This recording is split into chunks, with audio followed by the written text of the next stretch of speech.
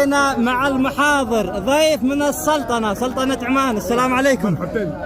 المحاضر الرياضي اليوم شرفنا في اليمن. كيف حالك؟ ما شاء الله عليك، ما شاء الله عليك. اليوم سعيدين بهذا اللقاء وبالحضور هذا البهي ملعب الظرافي ومتابعة مباراة التلال أقدم نادي الجزيرة العربية. في الجزيرة العربية. نعم. اليوم كيف شفت الاختبار للمدربين؟